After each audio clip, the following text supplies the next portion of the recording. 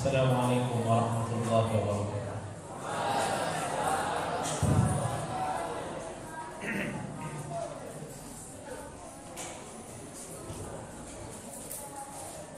Innal hamdalillah nahmaduhu wa nasta'inuhu wa nastaghfiruh wa na'udzu billahi min shururi anfusina wa min sayyiati a'malina.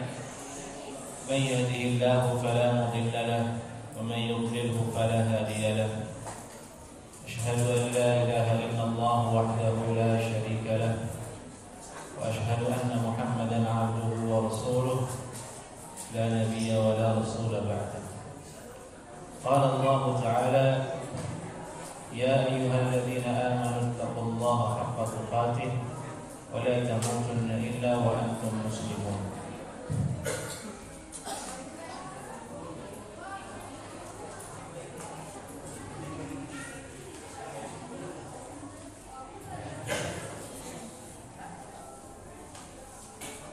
Baik, untuk jamaah akhwat dihimbau supaya tidak bersuara lagi. Sekali lagi dihimbau untuk akhwat supaya tidak berbicara.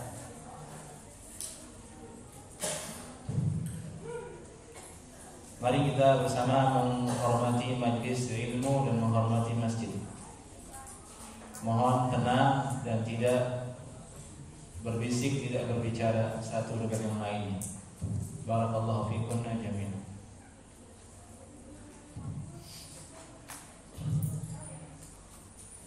Alhamdulillah, di kesempatan ini kita akan membahas tema yaitu hikmah berpuasa, yang dimana kita sedang berada di dalam bulan Ramadan itu sendiri. Penting bagi seorang muslim mengetahui keutamaan hikmah dari suatu amalan yang diwajibkan oleh Allah Subhanahu wa taala. Karena dengan mengetahui hal-hal tersebut, seseorang menjadi terdorong untuk beramal. Seseorang menjadi bersemangat untuk ibadah kepada Allah Subhanahu wa taala. Kalau listrik padam itu bukan teriak, tapi inna lillahi wa inna ilaihi raji'un. Karena itu masuk ke dalam musibah. Masuk ke dalam musibah.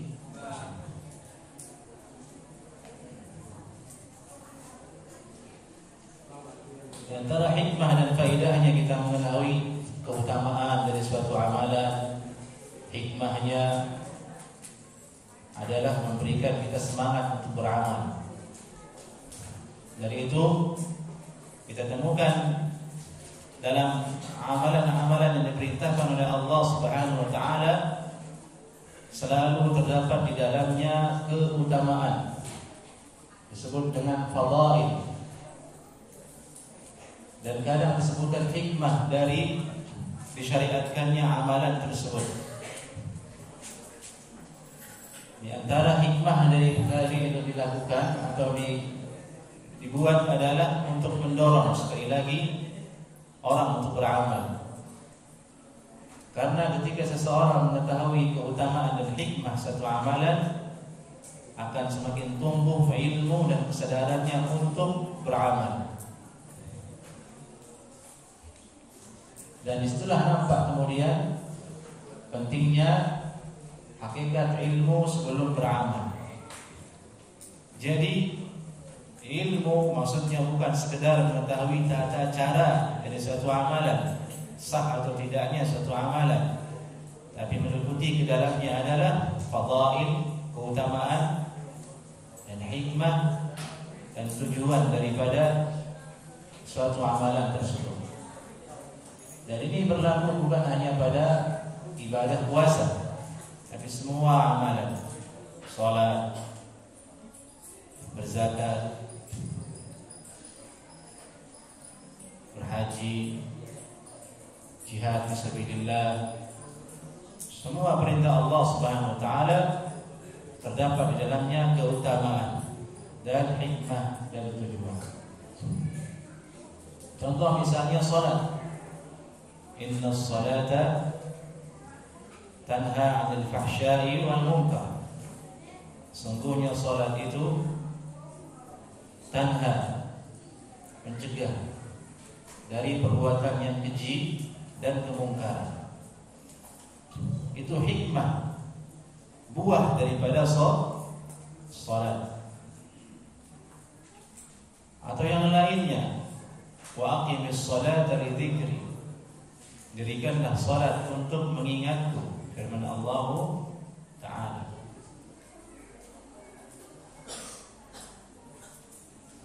Ada berpuasa yang dia adalah tema kita di sore ini.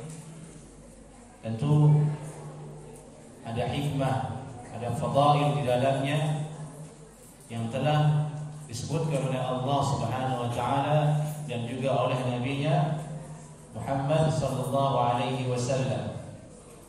Allah taala berfirman, "Ya ayyuhalladzina amanu kutiba 'alaikumus shiyam kama kutiba 'alal ladzina min qablikum la'allakum tattaqun." Wahai orang yang beriman, telah diwajibkan atas kalian berpuasa sebagaimana telah diwajibkan atas orang sebelum kalian. La'allakum tattaqun, semoga kalian bertakwa. Jadi tujuan dan hikmahnya puasa itu adalah membimbing supaya manusia itu takut kepada Allah Subhanahu wa taala, bertakwa kepada Allah Subhanahu wa taala. Dari itu orang yang puasanya tidak menjadikan dirinya takut kepada Allah, berarti puasanya hanya menahan lapar dan haus.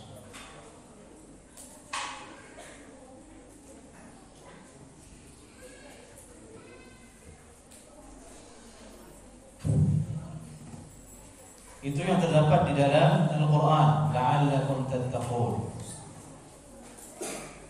Kemudian Nabi sallallahu alaihi wasallam bersabda bahwasanya di antara keutamaan dan buah dari puasa itu adalah sebagai penggugur dosa. Nabi sallallahu alaihi wasallam bersabda, fitnatul rajuli fi ahlihi wa malihi wa jarihi tukaffiruha as-salatu was-siyamu was-sadaqah. Fitnatul rajuli artinya dosa yang bisa terjadi pada diri seorang laki-laki itu disebabkan karena keluarganya, wa malihi hartanya, wa jarihi dan tetangganya. Tiga hal ini adalah letak rentan manusia itu terfitnah. Terfitnah artinya jatuh ke dalam dosa disebabkan oleh tiga hal ini. Fi ahlihi, karena keluarganya, karena istrinya, dia zalim ke istrinya, misalnya dia memukul istrinya dan sebab dia tidak berikan nafkah ke istrinya, dia zalim ke anaknya, dia tidak memberikan nafkah ke anaknya, tidak mendidik anaknya. Rentan manusia jatuh ke dalam hal tersebut. Ini yang pertama. Yang kedua adalah malihi, hartanya. Sangat rentan manusia itu bisa terfitnah jatuh ke dalam dosa karena harta. Dia ingin kaya, tapi ingin praktis, cepat. Akhirnya dia menempuh jalan yang haram. Dia melakukan pencurian. Atau dia punya harta, dia ingin cepat kaya, ingin cepat bertambah hartanya. Akhirnya dia salurkan hartanya dengan investasi yang terdapat riba di dalamnya. Pinjamkan 2 juta, harus balik 5 juta. Rentenir. Ini fitnah namanya. Terfitnah oleh hartanya sehingga dia jatuh ke dalam dosa. Atau ada laki-laki dan seseorang terfitnah dengan hartanya, dia pelit. Dia punya karyawan, dia punya pekerja yang bekerja pada dirinya, tapi dia tidak memberikannya gaji, tidak memberikannya hak sesuai dengan perjanjian. Akhirnya dia zalim. Maka itu termasuk ke dalam fitnah dalam hal harta. Dan inilah fitnah yang paling besar, yakni fitnah yang bisa menjatuhkan seseorang ke dalam dosa, yaitu harta. Dalam hadis disebutkan fitnatu ummati al-mal. Fitnah yang menimpa umatku ini yang paling bahaya itu adalah harta. Harta. Nabi sallallahu alaihi wasallam bersabda, "Ma akhsha 'alaikumul faqr." Aku tidak takut kefakiran itu menimpa atas kalian. Nabi tidak takut dengan mental umatnya kalau dia miskin. Itu para sahabat tidak ada yang pernah takut miskin. Mereka ridha, ikhlas. Tapi yang dikhawatirkan oleh Nabi sallallahu alaihi wasallam adalah yuftah alaikumud dunia.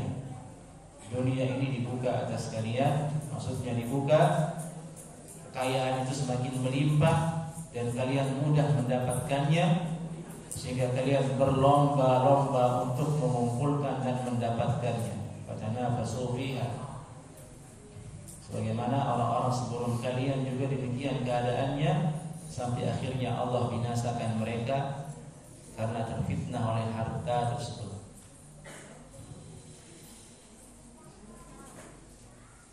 Wajarihi, dan fitnah yang bisa menjatuhkan seseorang ke dalam dosa, rentan jatuh ke dosa adalah karena tetangga.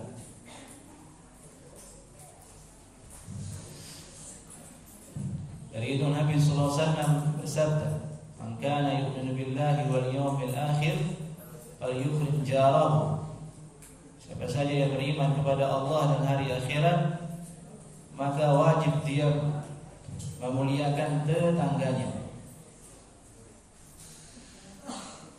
Nabi juga sallallahu alaihi wasallam bersabda, "Mazala Jibril yusini bil jar hatta dhanantu annahu sayuwarrithuhu." Jibril alaihi salam terus-menerus berwasiat kepadaku agar berbuat baik kepada tetangga.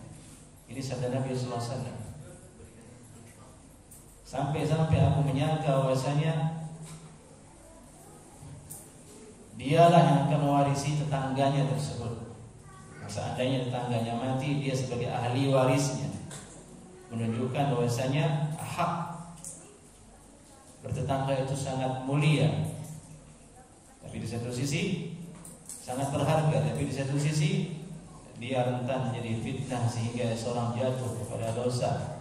Seperti misalnya dia zalim ke tetangganya.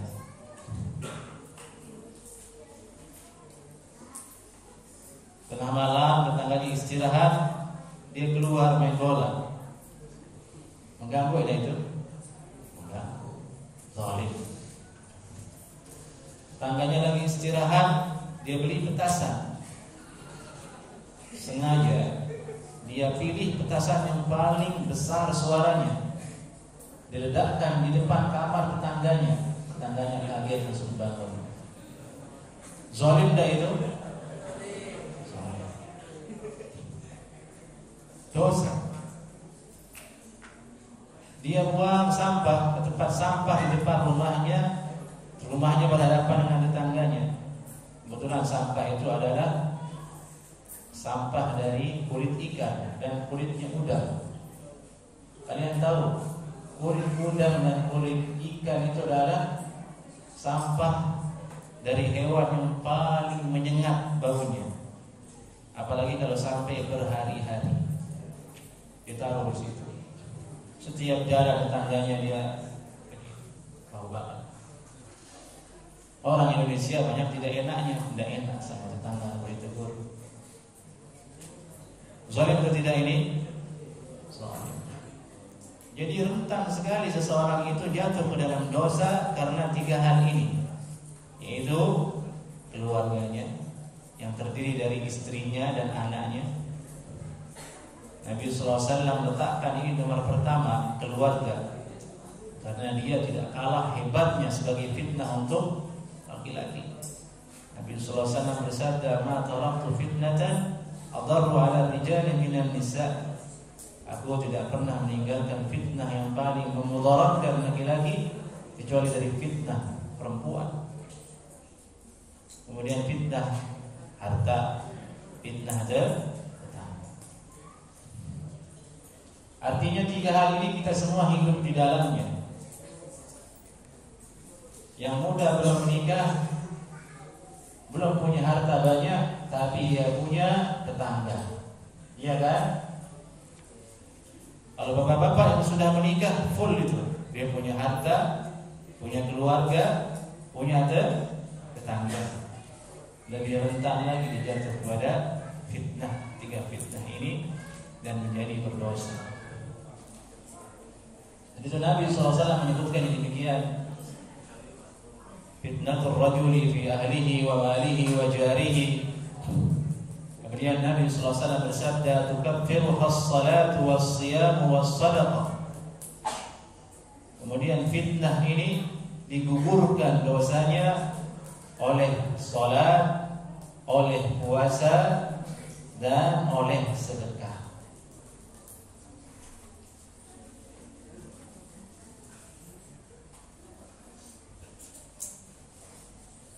Digugurkan fitnah-fitnah tadi itu oleh salat, oleh puasa, dan oleh sedekah. Kita fokusnya ke puasa, tapi tidak mengapa disebutkan di sini adalah salat. Kemudian kedua adalah berpuasa. Yang ketiga adalah bersedekah.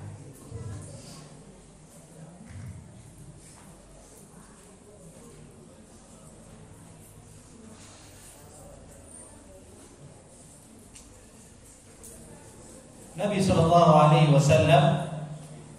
menyebutkan masalah, menyebutkan bentuk problem yang bisa menimpa manusia.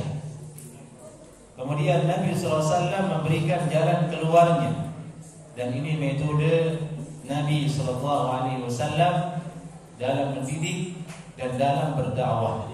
Dan dia sebetulnya adalah memang salah satu dari sifat syariat Islam. Menyebutkan begini masalahnya, ini jalan keluarnya.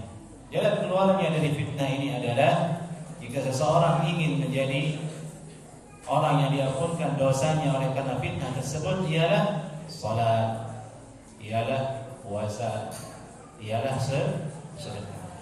Secara ubudiyah seperti itu. Dan secara sebab-musabab, 3 perkara ini adalah penyebab seseorang menjadi baik urusannya dalam keluarganya, baik urusannya dalam hartanya, baik urusannya dengan tetangganya, yaitu dengan sholat. Karena sholat itu fadail, hikmah, utamaannya tadi kita sebutkan, tanha 'anil fahsya'i wal munkar.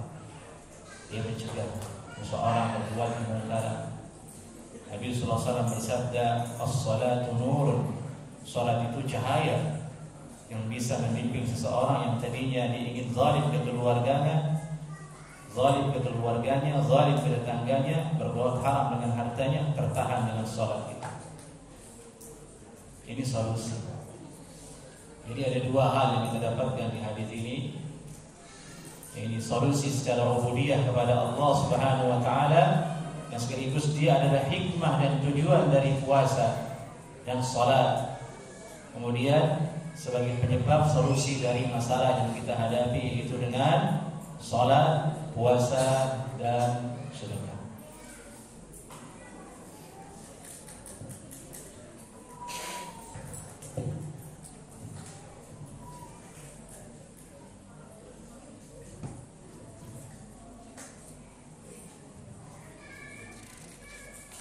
Maka dari itu, apabila kita ingin diampunkan dosa kita oleh Allah Subhanahu wa taala, maka berpuasalah dengan sebenar-benarnya berpuasa.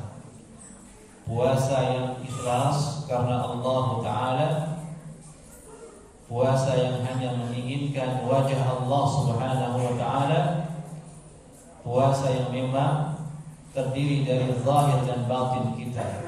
Barulah kemudian puasa ini berefek sebagai penyebab penggugur dari dosa-dosa kita, yaitu fitnah yang ada pada keluarga, pada harta dan tetangga tadi. Baik, ini yang pertama.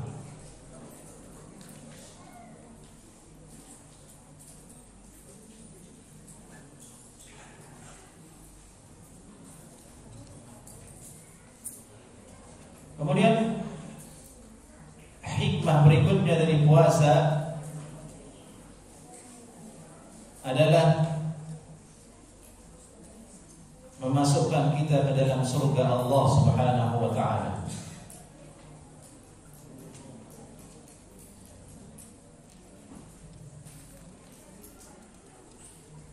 Sebelum kita masuk ke dalam hadisnya, saya ingin bertanya ke antum semua. Antum beriman tidak ada surga? Antum beriman tidak surga itu ada? Beriman. Bahaya kalau tidak beriman, bisa keluar dari Islam. Beriman kepada surga ini penting. Dia adalah modal dasar kita untuk meyakini puasa itu sebagai salah satu hikmahnya adalah masuk ke dalam surga. Kalau orang tidak beriman kepada surga, otomatis dia tidak akan mengimani hikmah puasa itu adalah bisa masuk ke dalam surga. Ini perlu kita ketahui bersama, karena di luar sana banyak orang tidak beriman kepada adanya surga dan neraka. Menurut dia surga itu ya kesenangan di dunia ini.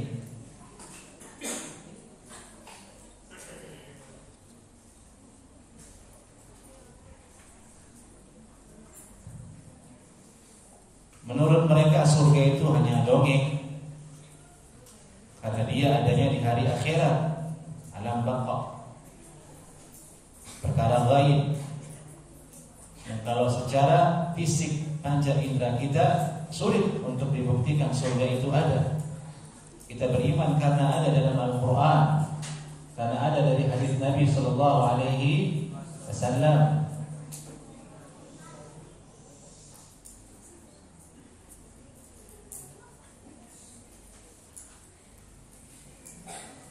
Maka wajib terlebih dahulu seseorang beriman kepada adanya surga Allah Subhanahu wa taala. Allah ciptakan surga, nanti akan dimasuki oleh orang-orang beriman di akhirat. Di dalamnya ada segala sesuatu yang diinginkan oleh manusia. Ma tashtahihil anfus, ma tashtahihil anfus. Segala sesuatu yang diinginkan oleh jiwa ada di dalam surga.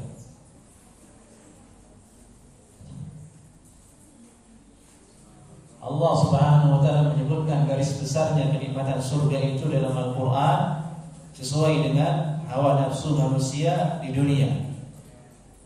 Tajri min tahtihal anhar, mengalir di bawahnya sungai-sungai. Manusia senang enggak ke sungai? Senang. Ke danau senang enggak? Senang. Senang ke taman, ke kebun yang rindang, yang sejuk, yang ada air mengalir di situ. Senang manusia di situ, terbuka, rekreasi. Allah sebutkan itu. Nanti ada di surga. Sesuai dengan hawa nafsu manusia sekarang di dunia.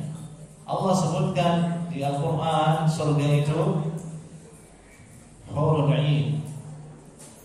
Ada hurun 'ain. Apa itu hurun 'ain? Bidadari. Yang disebutkan bahwasanya satu ranjang itu bisa isinya 10 bidadari bahkan lebih untuk satu laki-laki. Yang hal itu memang dipahami oleh hawa nafsu manusia. Tapi sebenarnya ada yang lebih dari itu,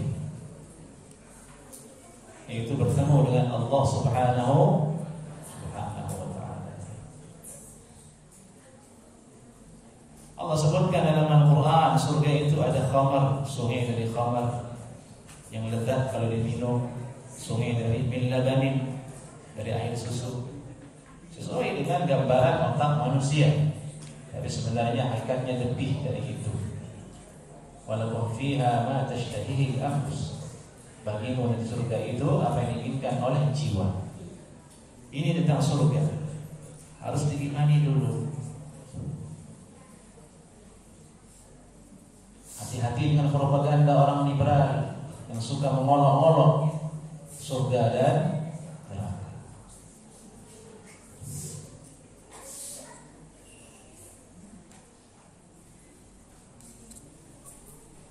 Dia bilang apa orang munafik itu tentang surga? Surga itu pesta seks. Dia bahasakan seperti itu dengan bahasa yang keji dan kotor, rendah. Itu menunjukkan dia tidak percaya dengan surga, tidak menghormati, tidak beriman dengan adanya kenikmatan dalam surga. Dari itu kalau kita bacakan hadis tentang keutamaan orang berpuasa nanti masuk ke dalam surga, lewat saja di telinganya, tidak peduli dia. Karena pada dasarnya dia tidak percaya. Kalau sudah tidak percaya, mau masuk ke surga pun otomatis tidak ingin, karena sudah tidak percaya. Maka penting sekali kita jaga akidah kita bahwa Allah Subhanahu wa ta'ala menciptakan surga dan juga menciptakan neraka. Al-jannatu haqqun wan naru haqqun. Surga itu hak, neraka itu hak.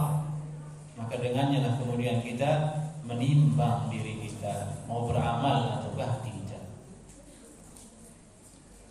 Dengannya Allah Subhanahu wa ta'ala menguji manusia, dan itu adalah bentuk dari kasih sayang Allah ta'ala kepada makhluknya. Baik, setelah itu kita lihat hadis Nabi sallallahu alaihi wasallam bersabda, inna fil jannati baban yuqalu lahu ar-rayyan. Sungguhnya di dalam surga itu terdapat pintu, terdapat satu pintu disebut dengan pintu ar-rayyan. Dan ini dalil bahwasanya pintu-pintu di surga memiliki nama. Yang disebutkan oleh Nabi sallallahu alaihi wasallam adalah pintu yang disebut dengan pintu ar-rayyan. Yadkhulu minhu as-sha'imun, di mana orang-orang yang berpuasa masuk melalui pintu tersebut yaumul qiyamah, pada hari kiamat. La yadkhulu minhu ahadun ghairuhum, tidak ada seorang pun yang masuk melalui pintu itu selain dari mereka, yakni orang-orang yang shaimun tersebut. Yuqalu, kemudian ada yang berkata, memberikan maklumat pengumuman, aina shaimun, mana orang-orang yang berpuasa dulu di dunia. Fayaqumun, mereka berdiri.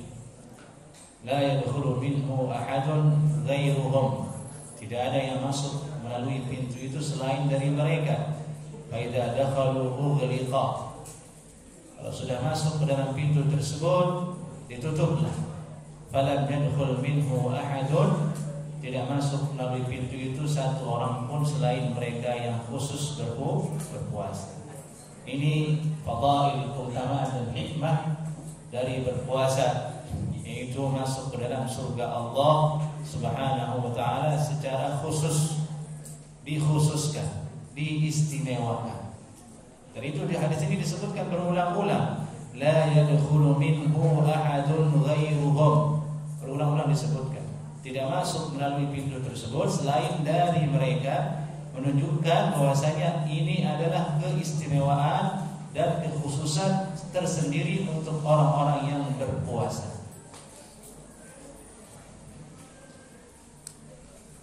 Gambarannya di dunia ada acara, dalam acara itu kemudian dibuatkan ada kelas privat, kelas ekonomi, kan begitu.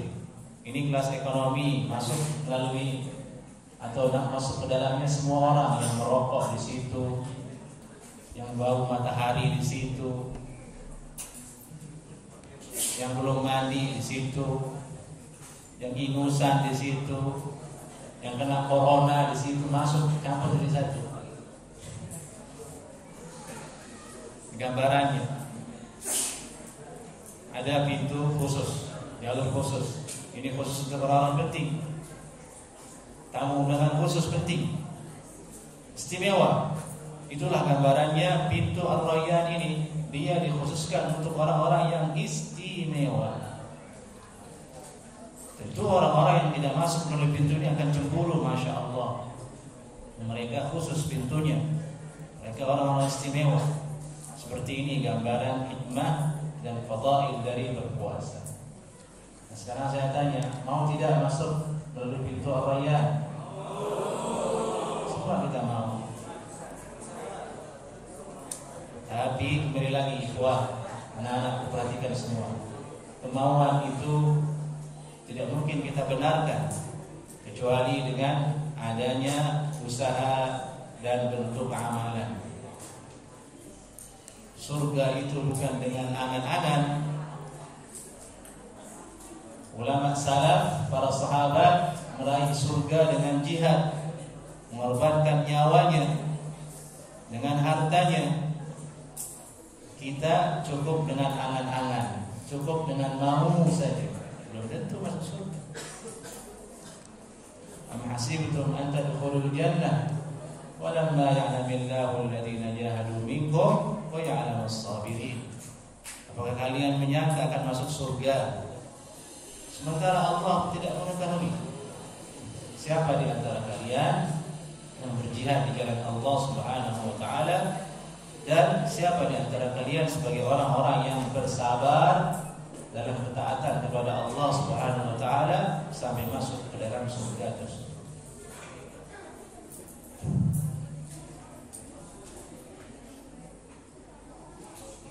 Baik. Ini hikmah keberapa tadi? Kedua. Hikmah kedua dari berpuasa. Ini masuk dalam surga Ar-Rayyan.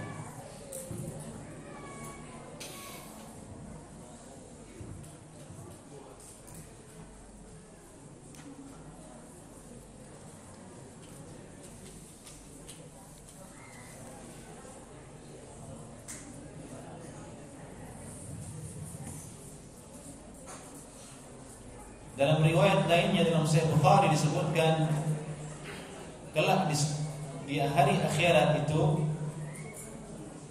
orang-orang yang beramal saleh dengan amalan tertentu akan masuk melalui pintu tersebut. Orang yang dia ahli salat artinya salatnya khusyuk, salatnya selalu berjamaah, salat sunnahnya mantap, salat tarawihnya masya Allah, dan terus continue. Itu namanya ahli, pakarnya salat. Ahlus salat. Di surga nanti dia masuk melalui pintu khusus untuk orang yang salat. Ada yang ahli jihad.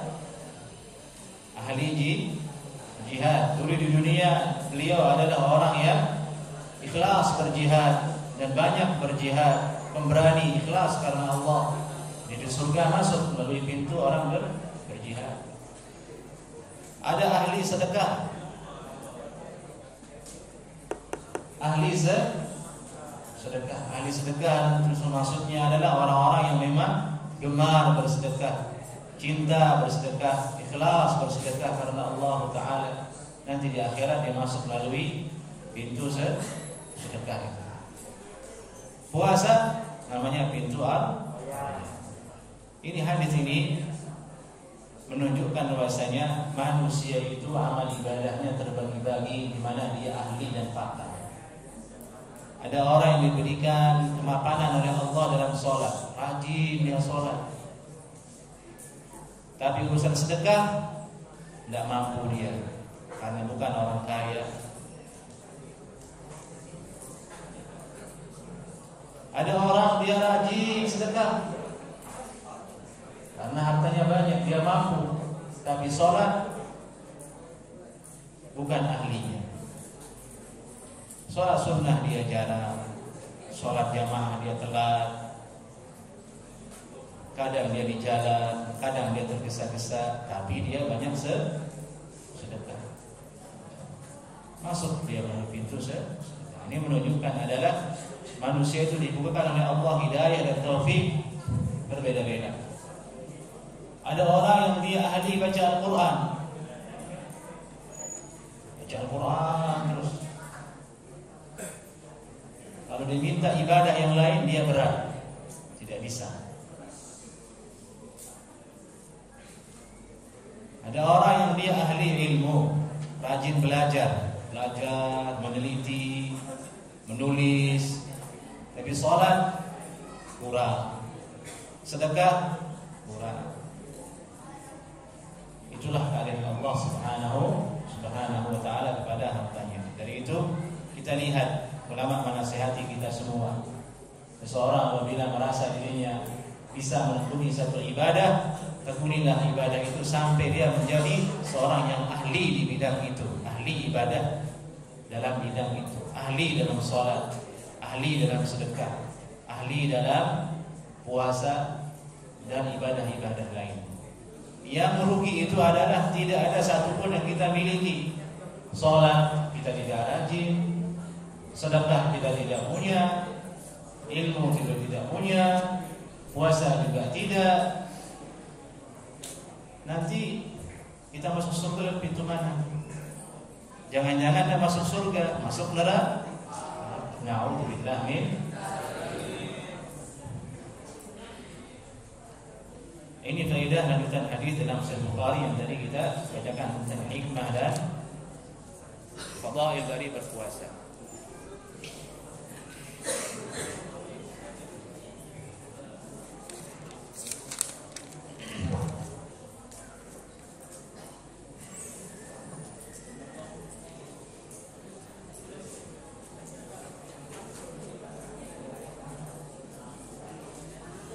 Baik. Hikmah berikutnya dari berpuasa ini adalah melatih kita untuk ikhlas. Apa? Melatih kita untuk ikhlas beramal.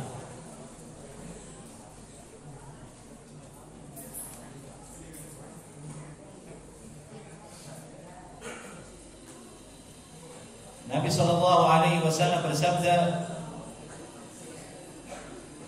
"Wa man shama Ramadhana imanan wa ihtisaban, ghufira lahu ma taqaddama min dhanbi." Siapa saja yang berpuasa karena niat dia itu puasa keimanan kepada Allah Subhanahu wa taala dan ihtisaban, mengharap pahala dari Allah Subhanahu wa taala, Allah ampuni dosanya. Jadi yang terpenting sebelumnya adalah niat, keimanan, dan tujuan mendapatkan pahala di sisi Allah Subhanahu wa taala. Dari itu Imam Al-Bukhari mengatakan dalam sahihnya, bab man shama Ramadhana imanan wa ihtisaban wa niyyah. Bab tentang puasa Ramadan karena iman dan mengharapkan pahala dan niat. Menunjukkan pentingnya niat dalam ibadah kepada Allah Subhanahu wa taala.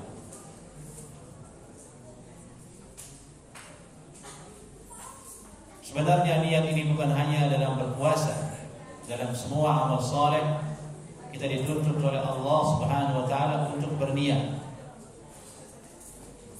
Bagaimana cara kita berniat supaya benar niat kita? Sudah disebutkan di sini, wahtisaban, mengharap pahala dari Allah Subhanahu wa taala. Artinya kita puasa mengharap pahala dari Allah Subhanahu wa taala. Kita salat mengharap pahala dari Allah Subhanahu wa taala. Kita bersedekah mengharap pahala dari Allah Subhanahu wa taala. Kalian hadir di majlis ini karena mengharap pahala dari Allah Subhanahu wa taala, karena mendengarkan hadis-hadis Nabi sallallahu alaihi wasallam dibacakan. Ini yang benar. Adapun perkataan orang yang mengatakan sholat itu tidak boleh karena ingin surga, tidak boleh karena ingin takut karena neraka, itu perkataan orang yang sok. Orang yang sok. Sok tidak butuh. Sok alim. Kenapa demikian?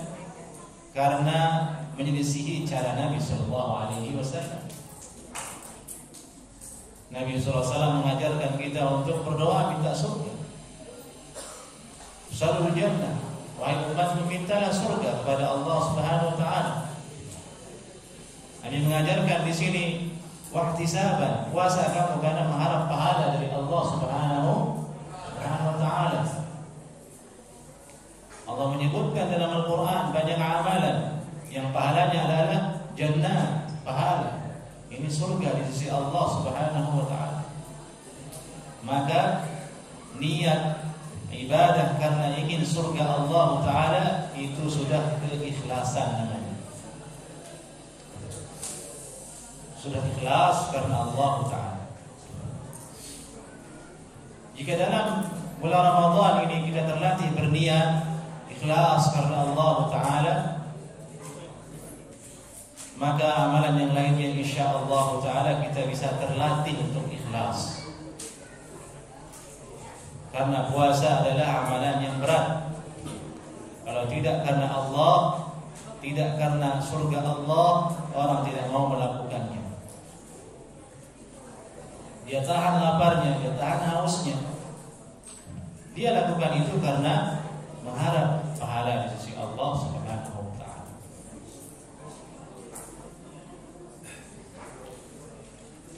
Dan niat ini adalah pembeda antara orang yang mukmin dan orang yang munafik. Orang munafik dia beramal kosong dari niat. Tidak ada mengharap pahala dari Allah Subhanahu wa taala. Tidak ada niat sedikit pun karena takut kepada Allah, karena iman kepada Allah, karena mengharapkan surga Allah, tidak ada. Dia beramal hanya ikut-ikutan untuk menutupi kekafiran yang ada di dalam hatinya. Dia hadir salat, dia nampaknya berpuasa, tapi karena tujuan duniawi, bukan karena Allah Subhanahu wa taala. Wal'iyadzu billahi min dzalik. Baik. Ini hikmah berikutnya dari berpuasa.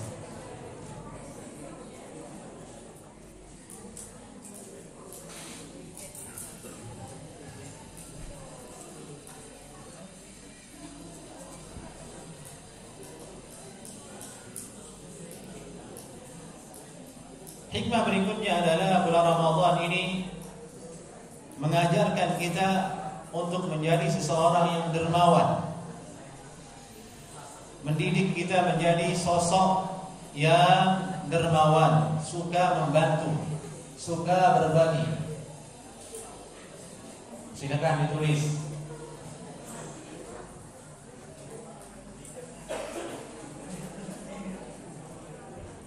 Dan perhatikan, diam, tidak berbicara. Anak laki-laki biasanya tidak berbicara. Yang banyak bicara itu adalah perempuan. Tapi ini banyak bicara yang laki-laki. Barakallahu fikum jami'an.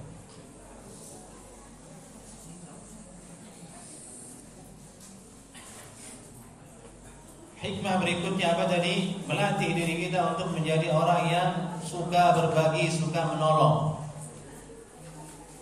Kenapa bisa demikian? Kata ulama, ketika seseorang menahan laparnya, menahan hausnya, maka dia akan teringat dengan penderitaan orang lain. Dia akan teringat dengan orang-orang yang miskin, orang yang tidak mampu, orang yang kelaparan di belahan dunia sana karena perang, karena mengungsi, yang masih ada sampai hari ini. Di Syam, Suriah, ada jutaan orang keluar dari negerinya karena perang huru-hara. Mereka hidup dalam kemiskinan, tersebar di berbagai macam penjuru negara. Rohingya masih ada sampai hari ini, tersebar di Malaysia, tersebar di Saudi Arabia, di Bangladesh, dan sebagian di Indonesia, di Aceh. Mereka pergi dari negaranya sebagai orang yang terusir. Jika tidak, mereka dibunuh di Sri Lanka sana.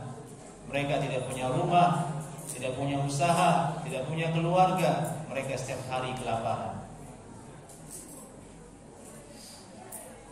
Di Yaman juga sedang perang hari ini. Stok makanan terhambat masuk ke negara yang terjadi perang di dalamnya, mengakibatkan apa? Kelaparan. Di sisi itu kita bersyukur kita aman di negara kita dengan berbagai macam kekurangannya. Dari itu kita diharamkan membuat makar di dalam negara karena imbasnya sangat fatal, yaitu hilang rasa aman. Kalau rasa aman sudah hilang, ekonomi terhambat, orang tidak mau datang di wilayah tersebut, macetlah ekonomi, terjadi kelaparan. Sehingga ada seorang bertanya kepada syekh yang berasal dari daerah-daerah yang tertimpa oleh kelaparan, wahai syekh, bagaimana hukumnya saya buka puasa, tapi ketika berbuka puasa saya tidak punya makanan. Puasa tapi tidak punya makanan untuk berbuka, berarti sebelum Ramadan sudah kelaparan duluan. Ketika Ramadan kelaparan lagi, berbuka tetap kelaparan. Itu syekh menangis sejadi-jadinya. Seperti itu gambaran yang dihadapi oleh orang-orang yang beriman di belahan dunia sana. Dengan berpuasa kita merasakan lapar, muncul kepedulian, muncul rasa peduli dengan orang lain. Itu hikmahnya adalah menjadikan seseorang menjadi dermawan, menjadi peka dengan sosial yang ada. Nabi SAW dalam Sahih Bukhari diceritakan oleh Abdullah bin Abbas radhiyallahu taala anhuma, kana Nabi sallallahu alaihi wasallam ajwadun nas bil khair. Nabi sallallahu alaihi wasallam itu adalah sosok yang paling dermawan dengan kebaikan. Ajwadun nas bil khair, ini dalam berinfak, dalam membantu orang lain. Dan ini terjadi di luar bulan Ramadan. yakni sepanjang tahun Nabi itu SAW adalah sosok yang jud. Jud artinya orang yang dermawan, suka berbagi, suka membantu. Tapi wa kana ajwadu ma yakunu fi Ramadan. Tapi Nabi SAW di bulan Ramadan bertambah lagi kedermawanannya, menjadi sosok yang sangat dermawan. Ini adalah dalil yang dicontoh oleh Nabi SAW kepada kita agar di bulan kita yang suci ini kita menjadi orang yang dermawan, berbagi, berinfak, baik infak yang bentuknya sunnah maupun infak yang bentuknya wajib. Yang wajib adalah zakat, yang wajib ditunaikan oleh orang-orang yang kaya, orang yang sudah punya harta lebih dari 100 juta, tabungannya 100 juta selama setahun, Ramadan yang lalu sampai Ramadan sekarang, hartanya 100 juta di rekeningnya, nongkrong, nganggur tuh 100 juta, wajib dia berzakat di bulan ini. Dia keluarkan 2,5%. Ini wajib hukumnya, kalau tidak dapat dosa, karena dia rukun dari Islam. Kalau ini tidak kita bahas karena dia kewajiban. Ini perlu karena hal ini sering dilupakan oleh orang-orang yang kaya, karena tidak ada yang menagih zakat. Yang ditagih adalah pajak. Zaman Nabi SAW ada amil zakat. Amil zakat itu petugas-petugas yang datang kepada orang-orang kaya, menghitung hartanya dan diambil zakat hartanya langsung oleh petugas tersebut, disebut dengan al-amil. Dan mereka berhak dapatkan zakat. Wal 'amilina 'alaiha, yaitu orang-orang yang bekerja menagih zakat. Diutus oleh Nabi, ada yang di Yaman, kalau sekarang semuanya luar negeri, disebut dengan su'ad. Orang-orang yang pergi ke daerah-daerah jauh menghitung ternak-ternak orang yang kaya. Ini punya sekian unta, ini punya sekian kambing, ini punya sekian emas. Keluarkan zakat. Ditagih pintu ke pintu. Sekarang siapa yang tagih zakat? Tidak ada yang tagih zakat. Ada yang nagih hanya sebatas poster. Buat poster di internet disebar. Kami menerima penyaluran zakat. Kalau ini bukan suat namanya, karena dia nunggu di rumahnya.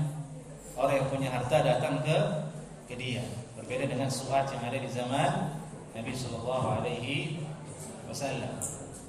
Maksudnya di sini adalah yang paling utama dari kedermawanan itu adalah yang wajib untuk kita keluarkan. Yang punya harta, nisabnya telah sampai, haulnya telah sampai, wajib dia berzakat.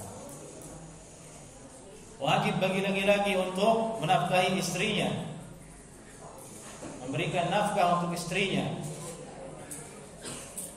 memberikan nafkah untuk anaknya, dan membayarkan zakat fitrah untuk anaknya yang belum mampu. Adapun sedekah yang sunnah maka banyak sekali. Sekedar memberi uang 5.000 rupiah kepada orang yang tidak mampu, ikhlas karena Allah Ta'ala, besar pahalanya di sisi Allah Subhanahu Wa Ta'ala, asalkan dengan cara yang ikhlas.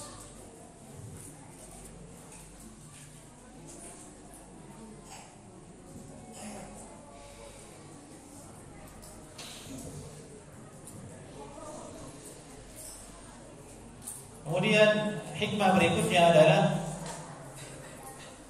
di Ramadan ini agar kita menjadi hamba yang dekat dengan Al-Quranul Karim.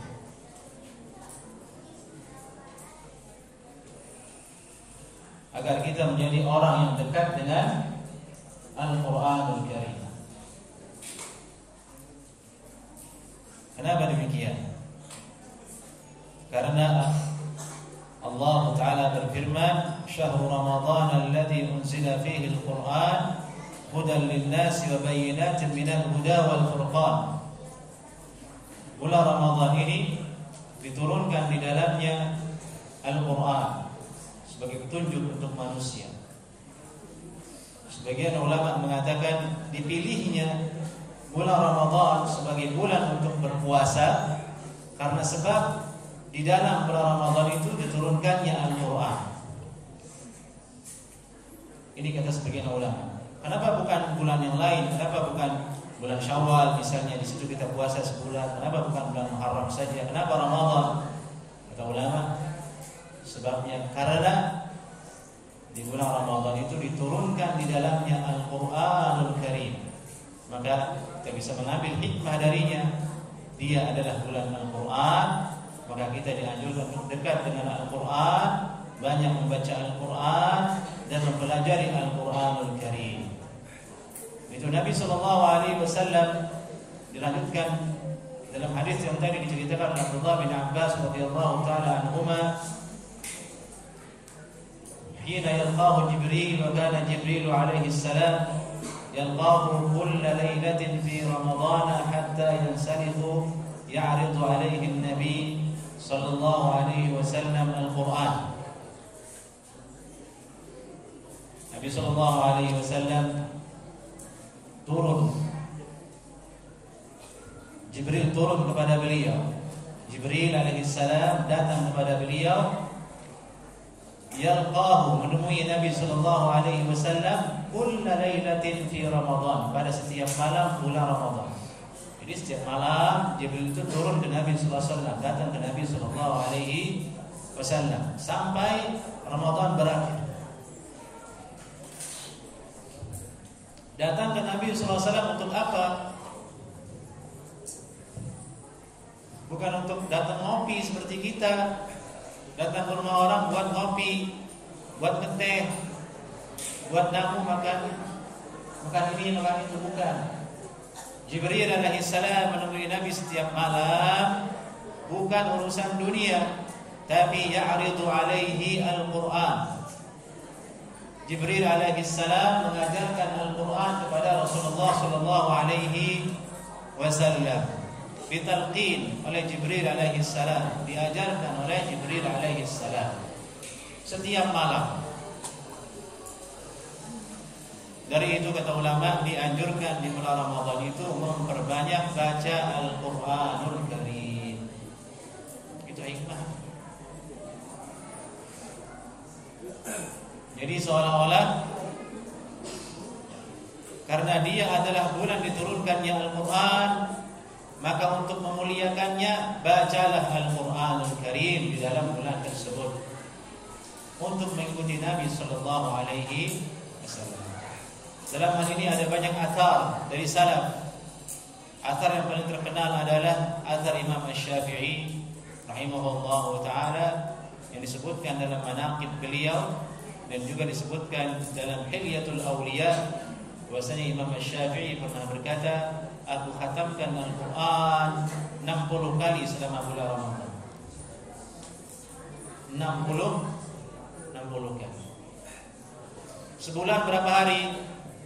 30 atau 29. Berarti sehari berapa kali khatam? 2 kali khatam. Mungkin atau tidak? Mungkin atau tidak? Mungkin.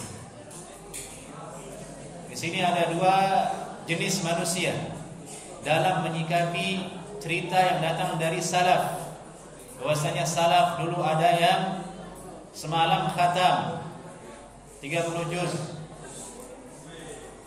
Seperti Imam Syafi'i khatam 2 kali berarti sehari, 60 kali lebih sebulan. Pertama, orang itu dia mengukur kemampuan imam itu dengan dirinya. Dia ukur kemampuan imam tersebut dengan keadaan dirinya sehingga tidak percaya. Tidak mungkin kayaknya. Kenapa dia bilang tidak mungkin? Karena dia ukur itu dengan dirinya. Ya dengan dirinya ya tidak mungkin. Dia malas, banyak dosa, banyak maksiat, tidak bisa baca Al-Quran. Dari itu populer dalam bahasa Arab, yakni jargonnya orang Arab, ar-rajulus su' yadhunnu an-nasa mithlahu. Orang yang jelek itu adalah orang yang mengira orang lain itu sama dengan dirinya. Jadi setiap kebaikan itu dianggap ada mungkin itu. Karena pada dasarnya dia menganggap semua orang jelek seperti dirinya, sehingga selalu berkata tidak mungkin itu. Sampai ini kepada para imam tadi itu, dia nuduh para imam tidak mungkin ini cerita bohong. Padahal sanadnya sahih, ma'ruf, dan ulama tidak ada yang mengingkarinya. Inilah yang tercela. Jangan pernah kita menuduh bahwasanya itu cerita dusta. Diceritakan Utsman bin Affan radhiyallahu taala anhu khatam 30 juz semalam dalam salat. Salat 30 juz semalam. Bisa terjadi. Coba antum lihat kitab-kitab yang dicetak di hari ini. Misalnya tafsir Ibnu Katsir, berapa jilid itu? 5 jilid, ada yang 10. Tulisannya bahasa Arab, dan dulu ditulis bukan pakai komputer. Ditulis pakai apa? Tinta yang harus dicelupkan begini dengan bulu ayam itu, bulu angsa. Kalau kita ukur dengan kemampuan kita di hari ini, bisa enggak itu? Bisa. Tapi kenapa bisa Imam Ibnu Katsir? Lain lagi ceritanya. Beliau itu ulama, orang alim, waliullah ta'ala, diberikan keistimewaan oleh Allah ta'ala sehingga bisa menulis seperti itu. Sekarang orang disuruh nulis sekarang kitab seperti Ibnu Tafsir, Ibnu Katsir pakai komputer saja tidak bisa dia.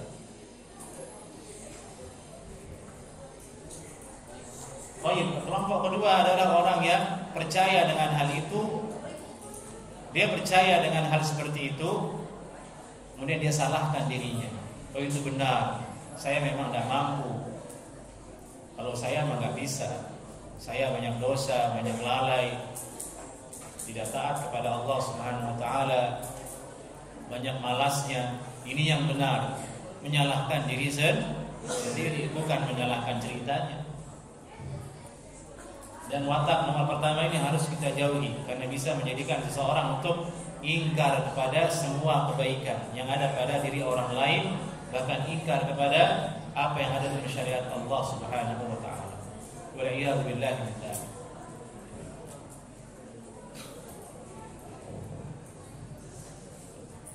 Maka di sisa Ramadan ini anak-anakku dan jemaah yang lainnya, kita gunakan untuk banyak-banyak membaca Al-Quranul Karim sebagai bentuk kita menghormati dan mengamalkan sunnah Nabi Sallallahu Alaihi Wasallam, sehingga kita mendapatkan hikmah seutuhnya dari puasa Ramadan tersebut, yaitu membaca Al-Quran.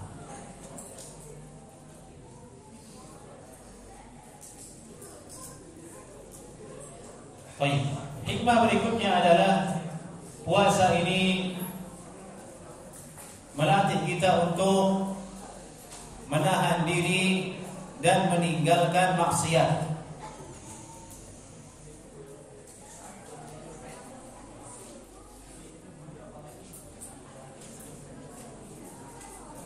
Hikmah berikutnya adalah puasa ini mengajarkan kita mengendalikan diri, menahan diri dari maksiat.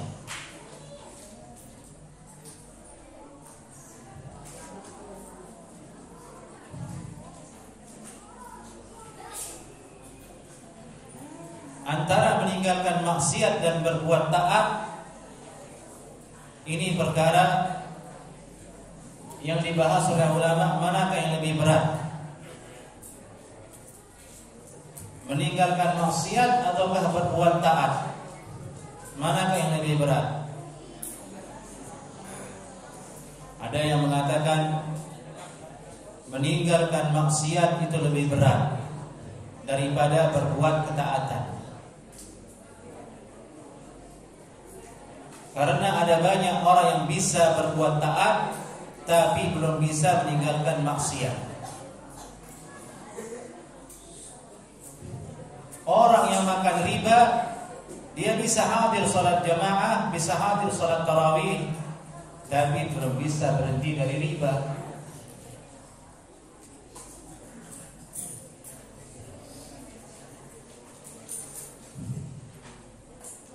Laki-laki pemuda yang pacaran, dia bisa salat tarawih, bisa hadir di pengajian, tapi tidak bisa dia putuskan pacarnya.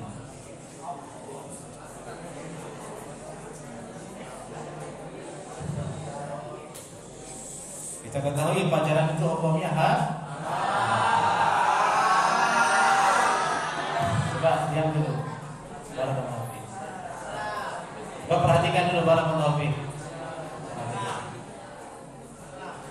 Puasa ini kita harus jujur. Kalau nggak jujur batal puasanya ya. Sekarang saya bertanya, siapa yang pacaran di sini?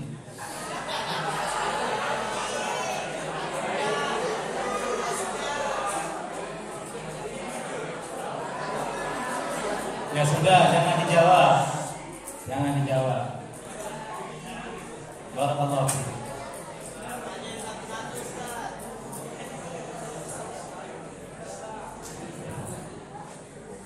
Kita kembali ke bahasan kita. Tadi kita katakan ulama membahas manakah yang lebih berat, meninggalkan maksiat atau berbuat kebaikan, berbuat taat. Pertama mengatakan meninggalkan maksiat lebih berat dengan bukti yang tadi. Yang kedua mengatakan berbuat taat kepada Allah itu lebih berat dibandingkan meninggalkan maksiat. Kenapa demikian? Karena berbuat taat itu butuh usaha, butuh bergerak, butuh tekad sampai terjadi suatu bentuk ibadah. Sedangkan meninggalkan maksiat, dia tidak butuh bergerak, dia hanya diam saja begini. Sudah, nggak jadi dia maksiat, hanya diam saja di rumahnya. Badannya diam di rumahnya, lisannya diam, tidak maksiat dia, tanpa berbuat. Dari sisi ini kata ulama, berarti beramal soleh itu lebih diutamakan, lebih berat daripada sekedar meninggalkan maksiat. Perhatikan semuanya anak-anak, dan kalian paham. Perhatikan. Barakallahu fiik.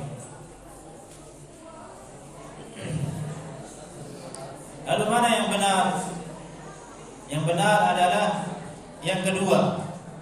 Dan ini disebutkan oleh Ibnu Qayyim rahimahullahu taala bahwasanya berbuat ketaatan itu lebih berat, lebih diutamakan daripada meninggalkan maksiat. Karena meninggalkan maksiat tidak butuh kepada pergerakan, hanya diam sudah tidak maksiat. Sedangkan amal soleh butuh usaha, butuh perjuangan. Contoh tarawih butuh perjuangan, qiyamul lail butuh perjuangan, puasa butuh perjuangan.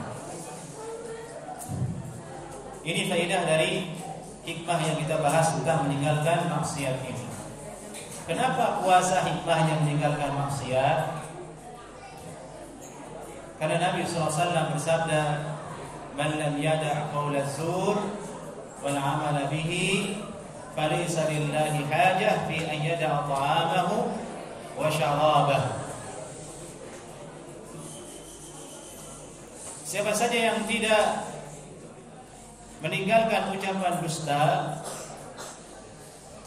wal 'amala bihi, dan berbuat dengannya, dengan kedustaan tersebut,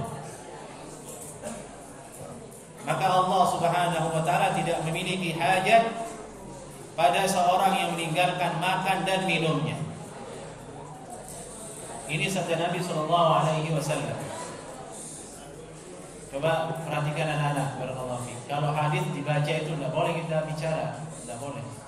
Kalau hadis Nabi dibaca, dengarkan. Kalau hadis dibaca, dengarkan. Ini majelis ilmu, jangan samakan dengan di kelasmu, jangan. Itu ada bapak-bapak, kalian tidak malu. Ini jemaah majelis ilmu, sabar. Kan lagi puasa harus sabar. Sabar, jangan bicara, itu doang. Barakallahu fiik. Tadi Ustaz sudah bilang, biasanya yang ribut itu anak perempuan, tapi ini kok lebih ribut lagi, padahal kan laki-laki. Barakallahu fiik. Tahan lisannya. Bapak-bapak di sebelah ingin mendengarkan hadis, sabar. Isbir, sabar. Sebentar lagi kita berbuka, isbir, insyaallah taala. Nabi sallallahu alaihi wasallam bersabda, "Man lam yada' qawla zur", siapa yang tidak meninggalkan ucapan dusta. Di sini kita pahami bahasanya di antara salah satu hikmah puasa itu adalah puasa melatih kita untuk meninggalkan maksiat.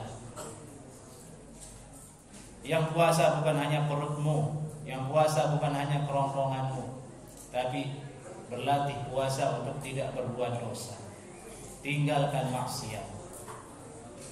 Itu intinya, meninggalkan maksiat. Dari itu Allah SWT memberikan ancaman. Allah tidak butuh kepada haus dan laparmu. Tidak diberikan nilai, tidak diberikan harga oleh Allah Subhanahu wa taala kalau puasamu tersebut tidak meninggalkan dosa kecil maupun dosa besar. Inilah hal yang paling berat. Kalau sekedar menahan makan, tidak minum, banyaklah orang mampu. Bahkan ahli kitab Yahudi dan Nasrani itu mereka bisa melakukan hal itu.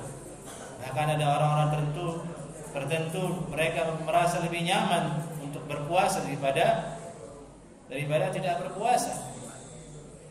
Tapi ternyata dinilai oleh Allah Subhanahu wa taala itu adalah kita mampu tidak meninggalkan maksiat ketika berpuasa dan seterusnya setelah bulan Ramadan.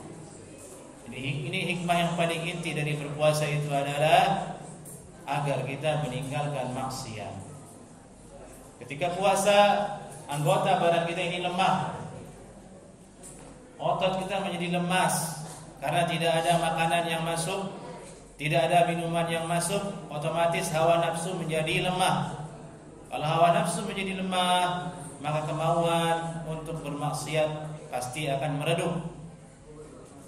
Maka hal seperti ini sangat memungkinkan seorang untuk meninggalkan maksiat. Itulah yang disebut dengan hikmah dari berpuasa adalah meninggalkan maksiat. Yang muskilah, yang bahaya adalah ketika berpuasa maksiatnya tidak henti-henti. Artinya puasa itu tidak mendidik badannya, tidak mendidik dirinya untuk meninggalkan maksiat kepada Allah Subhanahu wa taala. Nas'alullah al-afiyah. Baik, sekarang kita lanjut ke hikmah berikutnya.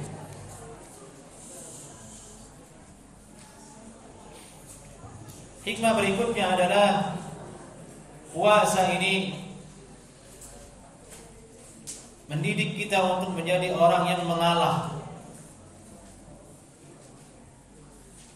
Mengalah ketika berseteru dengan orang lain. Memiliki sifat mengalah.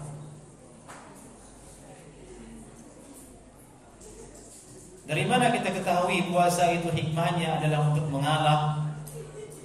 Itu sabda Nabi SAW. Nabi bersabda SAW, dengarkan hadis Nabi SAW. Beliau bersabda, "Wa idza kana yawmu shawmi ahadikum fala yarfuth wala yaskhab, fa in sabahu ahadun aw qatalahu falyaqul inni imru'un sha'im." Dan apabila di hari seorang di antara kalian itu berpuasa, janganlah dia berbuat rafath, janganlah dia berteriak-teriak. Fa in sabahu ahadun, dan apabila ada seseorang yang mencaci maki dirinya, au qatalahu, atau mengajak dia untuk bertarung, saling membunuh, falyaqul, maka hendaklah dia berkata, inni imru'un sha'im, aku adalah seseorang yang sedang berpuasa. Inti dari hadis ini adalah fa in sabahu ahadun. Gambarannya adalah ketika berpuasa orang ini ditantang untuk berkelahi, ditantang untuk mencari perkara. Ada orang buat gara-gara dengan dirinya. Bentuknya adalah dia dicaci maki, dia diejek, dia diolok-olok, dia direndahkan. Nah, dalam keadaan seperti itu biasanya manusia membalas, karena dia memiliki kekuatan. Dia akan membalas tantangan tersebut. Dia akan membalas caci makian tersebut dengan caci makian yang lebih sadis lagi. Dan biasanya alasannya, kamu duluan. Kamu duluan yang caci maki, saya caci maki balik kamu. Kamu duluan yang jahil, saya balik jahilin lagi kamu. Ini di luar Ramadan. Ini yang lumrah terjadi dalam kehidupan masyarakat, saling balas dendam. Nabi kemudian bersabda, kalau kamu puasa, ada orang yang mencari gara-gara sama kamu, dia caci maki kamu, merendahkan kamu, maka kamu cukup berkata, inni imru'un sha'im, saya ini orang yang berpuasa. Mengalah, disuruh mengalah dengan berkata, mengingat diri kamu sedang puasa. Yani tidak ada kesempatan, tidak ada waktu untuk meladeni orang-orang jahil, orang-orang yang ingin mengajak kepada keributan dan kemaksiatan. Disuruh mengalah, karena kalau kita ladeni, kita akan terlibat dalam sengketa dan bisa merusak ibadah puasa tersebut. Dari itu kita katakan hikmah puasa ini adalah mengajarkan kita untuk mengalah. Lebih baik kita itu posisinya adalah orang yang dizalimi daripada menjadi posisi orang yang menzalimi. Karena orang yang menzalimi berat, karena dosanya sesama manusia. dosanya sama manusia. Tidak ada dosa yang paling ditakuti oleh ulama salaf selain dosa sesama manusia, karena perhitungannya rumit kelak di akhirat. Harus berurusan dengan manusia. Adapun dengan Allah, Allah Maha mengampuni, Allah Maha memberikan rahmat kepada hamba-Nya. Mudah. Kayak seorang bertobat kepada Allah, taballahu alaihi, Allah akan terima taubatnya. Tapi sesama manusia belum tentu.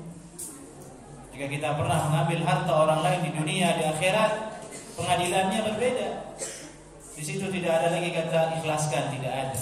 Yang ada adalah pahala kita diambil sebagai ganti dari harta yang pernah kita ambil tersebut di dunia. Dan itu, inilah salah satu hal yang paling penting, yaitu membuat karakter kita itu menjadi orang yang mengalah,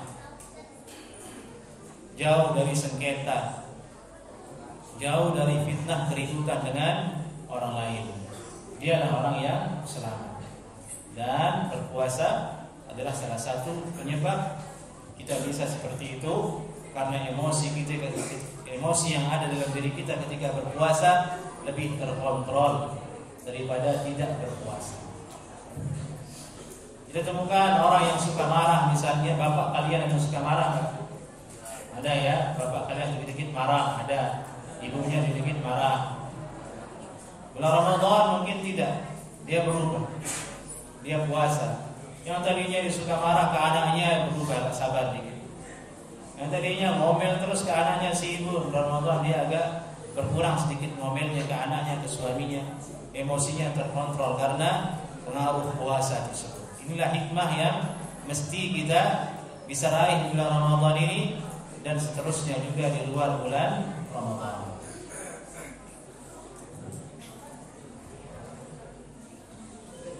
Kemudian hikmah berikutnya dari berpuasa adalah yakni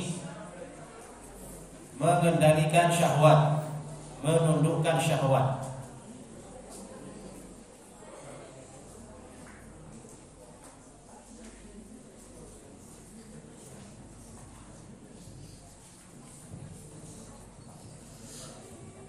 Ini khusus untuk laki-laki. Kita semua di sini yang ada di sini ini laki-laki, yang di belakang itu perempuan. Laki-laki itu Allah Ta'ala telah ciptakan dia dengan sesuatu yang menakjubkan. yakni dia punya syahwat.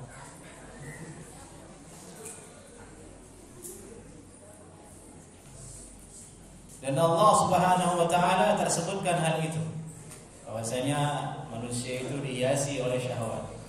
Zuyyina lin-nasi hubbus syahawati minan nisa' wal banin. Telah dihiasi untuk manusia, yaitu laki-laki khususnya dan perempuan juga, hubbus syahawati minan nisa'. Dia suka kepada perempuan. Hubbus syahawati minan nisa'. Selama dia normal, dia punya kecenderungan seperti itu, suka kepada perempuan. Islam kemudian Allah Ta'ala mengatur sifat bawaan yang Allah berikan kepada manusia ini dengan syariat. Tentu ada hikmahnya ini, syahwat ini diberikan oleh Allah untuk manusia. Laki-laki diberikan kecenderungan suka kepada perempuan, itu ada hikmahnya. Dengannya lah kemudian manusia berkembang biak. Karena dia menikah. Kenapa dia menikah laki-laki? Suka kepada perempuan itu. Akhirnya dia punya anak, berkembang biak manusia. Coba kalau tidak suka dengan perempuan, tidak ada yang beranak, tidak mau dia.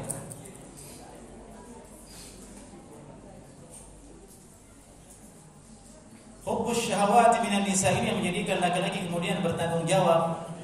Dia menjadi suami.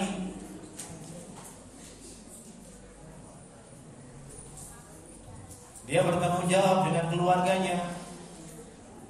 Dia mencari nafkah. Itu hikmah yang lahir dari syahwat tersebut.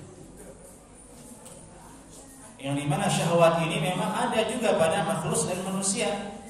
Itu binatang, kucing, dog, dan lainnya. Punya syahwat, tapi tidak diatur oleh syariat.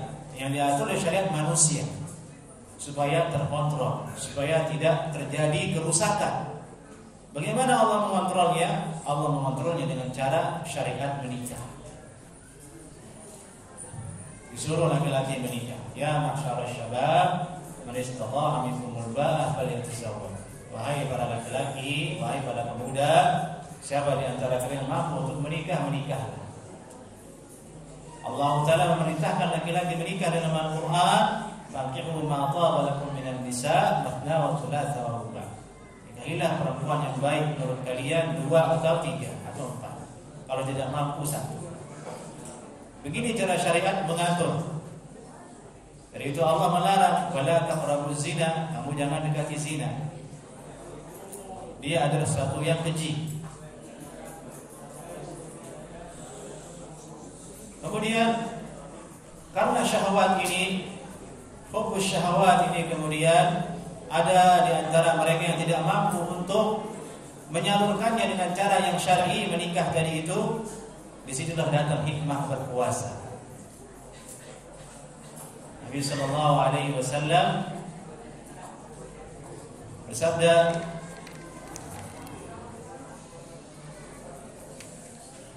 "Man istata'a minkum al-ba'a falyatazawwaj fa innahu aghaddu lil-basar wa ahsanu lil-farji wa man lam yastati' fa 'alayhi bis-shawm fa innahu lahu wija." Barang siapa yang mampu untuk menikah, menikahlah, karena dia adalah hal yang bisa menjadikan manusia menundukkan pandangannya, menundukkan matanya dengan cara menikah, sehingga matanya tidak jelalatan kiri kanan atas bawah, tunduk ke bawah, tidak melihat yang haram setelah dia menikah, dan bisa menjaga kemaluannya dari yang haram. Wa man lam yastati', dan orang yang tidak mampu untuk menikah, seperti yang ini nih, sebelah kiri yang SMP ini, tidak mampu dia menikah, belum punya dana, belum mandiri, meskipun secara syahwat sudah memiliki. Disuruh apa sama Nabi sallallahu alaihi wasallam?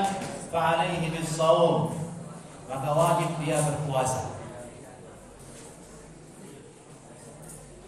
Dari itu kita katakan hikmah berpuasa itu adalah untuk menundukkan syahwat, untuk mengendalikan syahwat. Fa'alaihi bis-shaum, hendaklah dia berpuasa. Disebutkan oleh Al-Hafidz Ibnu Hajar rahimahullah taala, bagaimana puasa ini bisa menjadi wijaun. Wija yakni sesuatu yang menundukkan, meredupkan syahwat terhadap perempuan. yakni kalau dilakukan dengan terus-menerus berpuasa. Kalau puasa cuma sehari, 2 hari itu belum bisa menjadikan syahwat tunduk. Tapi kalau sudah berhari-hari seperti misalnya sekarang tanggal 15, tanggal 20 itu mulai redup syahwat. Karena terus berpuasa. Puasa yang betul-betul berpuasa. Disitulah kebenaran sabda Nabi SAW, berpuasa itu menjadi peredup syahwat bagi mereka yang tidak mampu menikah. Ini salah satu hikmah yang luar biasa dari ibadah shaum ini. Dari itu Nabi SAW di 10 terakhir kemudian dengan mudah untuk menghancurkan, dengan mudah beliau meninggalkan istrinya. Kemudian dianjurkan i'tikaf 10 terakhir, tidak lagi berhubungan dengan perempuan, karena ketika itu fisik kita sudah syahwatnya lemah, karena sudah berturut-turut berpuasa. Ini menjadi wija untuk manusia. Adapun jika ada yang masih terus syahwatnya tinggi walaupun sudah berhari-hari berpuasa, itu pengecualian, tidak masuk ke dalam hukum aghlab. Yang dibahas adalah aghlabiyah, kebanyakan seperti itu. Dan memang itulah sabda Nabi sallallahu alaihi wasallam. Dari itu anak-anakku, khususnya anak-anakku yang muda di sini, agar dia memperbanyak puasa. Berpuasa di bulan Ramadan adalah latihan kalian untuk berpuasa. Nanti di bulan Syawal perbanyak berpuasa. Selain itu hikmah berikutnya, dan ini tidak ada di hadis, tapi dari hasil penelitian kita, puasa itu membuat kita irit. Tidak banyak uang yang keluar. Tidak perlu sarapan, tidak perlu makan siang, tidak perlu makan sore, tidak perlu ngopi tiap pagi, tiap siang, ngemil, beli ke kantin, habis duit. Hitungannya seperti itu sih seharusnya, lebih hemat karena tidak makan. Tapi kok yang terjadi itu kayaknya sebagian orang lebih boros. Kenapa lebih boros ya, Mak?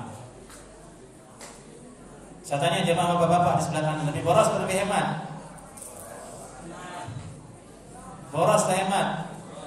Boros. Bapak-bapak lebih mengerti. Kenapa? Kenapa tidak coba bertanya kenapa menjadi lebih boros? Karena cara kita berbuka, cara kita santap sahur, cara kita puasa menyelisih sunnah Nabi sallallahu alaihi wasallam. Nabi sallallahu alaihi wasallam berbuka dengan apa? Kurma. Kalau tidak ada, kemudian air putih, kemudian sholat. Makan seadanya. Karena hidangan takjil itu adalah hidangan yang berkah. 5 kurma atau 3 kurma kadang bisa menutup lapar. Seteguk air putih bisa menghilangkan dahaga. Sahur Nabi sallallahu alaihi wasallam bersabda, "Ni'ma sahuril mu'min at-tamru." Santapan sahur orang mukmin adalah kurma. Berkah. Nabi berbuka dengan kurma, sahur dengan kurma. Karena memang Nabi sallallahu alaihi wasallam makanan pokoknya itu. Nabi sallallahu alaihi wasallam sunnah beliau dalam makan minum itu adalah beliau makan minum apa yang ada di daerah beliau, apa yang ada tumbuh di Madinah. Tidak ada yang diekspor, tidak ada. Apa yang ada di Madinah beliau makan kurma. Di Ramadan maupun di luar Ramadan. Kita makanan pokoknya apa? Beras. Kalau kita coba berbuka dengan kurma 3 butir, sahur 3 butir, pingsan besok pagi. Tak bolehlah kiranya kita pindah kalau gitu. Kadang pokoklah taruhlah beras. Berbuka dengan makan, sahur dengan makan, sekedarnya. Sunnah Nabi SAW. Ternyata membuat kita boros itu adalah syahwat makan kita yang belum bisa kita kontrol. Nabi SAW dalam Sunan An-Nasai disebutkan cukup bagi anak Adam 2-3 suap makanan yuqimu sulbahu, untuk menegakkan tulang punggungnya. Jadi fungsi kita makan itu supaya kita tidak lemes begini. Karena kalau perut kosong pasti badan kita begini kelaparan, menahan lapar. Untuk membuat dia tegak diisi dengan makanan. Mengisinya dengan bagaimana? Sekedarnya saja. Tinggalkan sulusun li ta'amu, sepertiga untuk makannya, sepertiga untuk minumnya, sepertiga untuk dia bernafas. Di sini kita sering teledor. Berbuka puasa, entah puasa habis semuanya itu. Gorengan, kolak, martabak, tahu isi, kurma, lontong. Itu baru berbuka. Baru berbukanya itu. Salat maghrib baru makannya ayam semuanya, baru diminum terus minum es setelah itu 2-3 gelas. Nanti waktu tarawih makan lagi, minum lagi semuanya. Sahur gak mau kalah, semuanya hadir di situ, kopi, teh. Jauh aja lebih boros. Ternyata kita puasanya hanya pindah waktu makan saja, balas dendam. Siangnya tidak. Ini yang belum sampai kita ke level sunnah, itu belum sampai kita. Itu belum sampai. Kalau badan sudah banyak makan, banyak minum, ya tumbuh lagi itu syahwat. tumbuh subur lagi syahwat itu, malas badan untuk bergerak salat tahajud, untuk baca Al-Quran, baru 1 halaman tidur, tidak bangun. Bangunnya pas sahur ya. Betul atau tidak itu? Jadi sebenarnya hikmah berpuasa itu menjadikan kita hemat seharusnya. Ada lagi yang buat kita boros bulan Ramadan itu, beli pakaian baru. Istri pakaian, anak pakaian,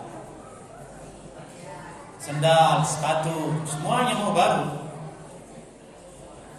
Jadi sekarang sudah iklan di sosmed itu pakaian semua.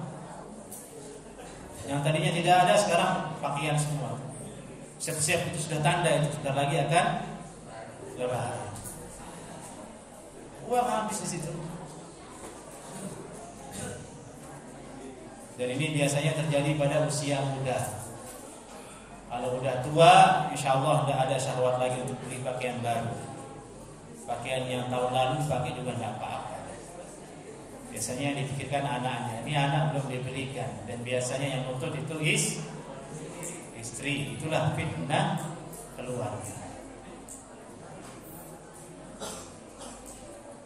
Nah, ini kok banyak uang habis di situ. Belum sesuai dengan sunnah Nabi SAW. Ulama mengatakan laisa al-Eid bi libasin jadid. Hari Eid itu bukanlah dengan pakaian yang baru. Walakin al-Eid, akan tapi Eid itu adalah man kana, orang yang imannya yazid, imannya bertambah kepada Allah Subhanahu wa taala, takwanya bertambah kepada Allah Subhanahu wa taala. Baik, ini dia hikmah-hikmah kita yang bisa kita kupas di kesempatan hari ini. Semoga ada manfaatnya, menjadi ilmu yang berkah dan bisa diingat seterusnya, dan menjadi penyebab kita bisa beramal soleh selain di bulan Ramadan nanti insyaallah. Ada yang tanyakan jemaah, dipersilahkan.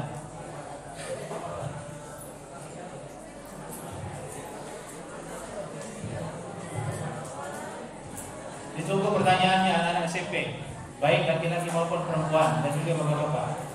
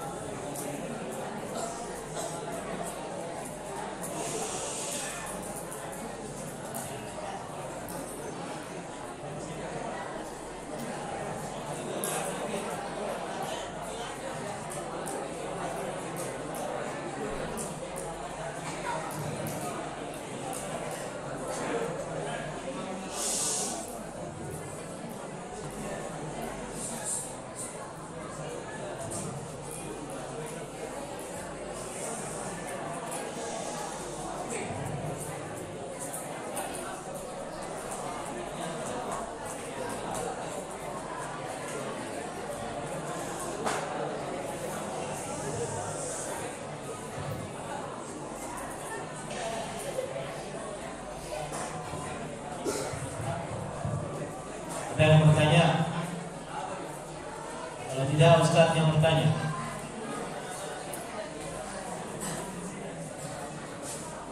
Coba bacakan hikmah-hikmah berpuasa yang tadi kita sebutkan.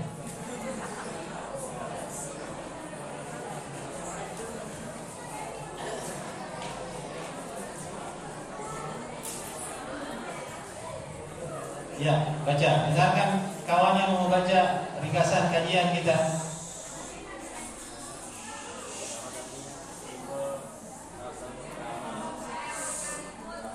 Terus yang kedua, pakai ini kali, berdiri sini. Ta'al akhi. Ta'al. Enggak? Barakallahu fiik. Baca.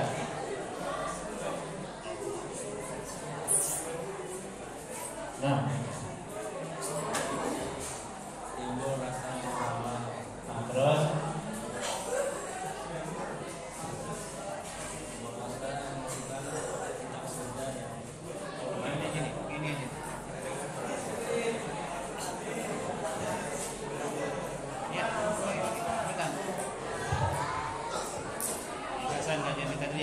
baca satu, yang lain dengar yang lain.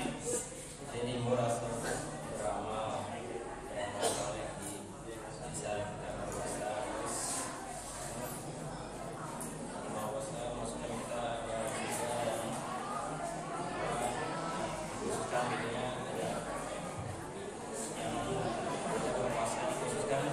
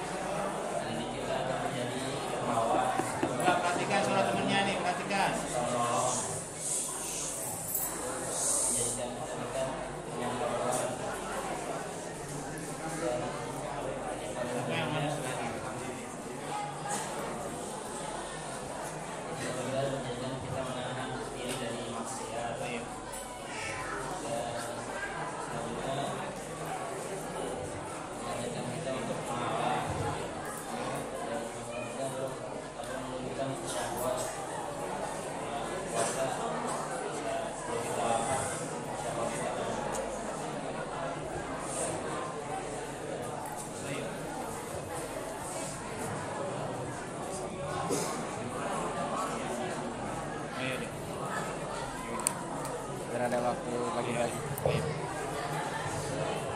Baik, siswa, sebentar lagi kita akan berbuka. Nabi sallallahu alaihi wasallam bersabda, "Ma zala al-'abdu bi khair ma ajrul fitr." Hamba-ku selalu dalam kebaikan selama dia menyegerakan berbuka puasa.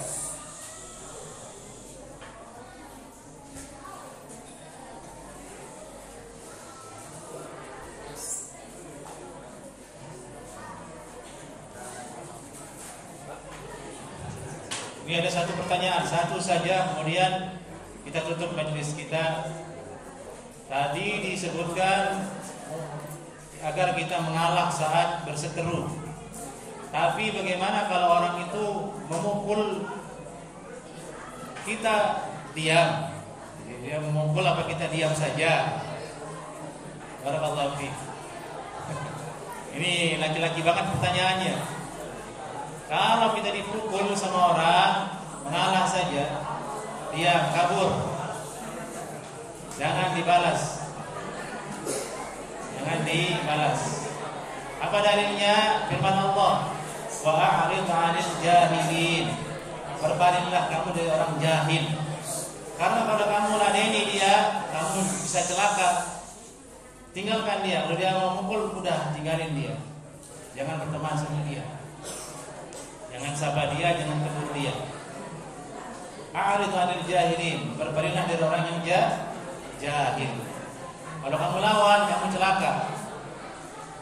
Kamu jatuh kepada hal yang kurang terpuji, dan kamu bisa celaka secara fisik, kamu dipukuli dan lain sebagainya. Baik, sampai di sini kajian kita sepada manfaatnya. Sisa waktu dipergunakan untuk formasi berbuka puasa. Assalamualaikum warahmatullahi wabarakatuh.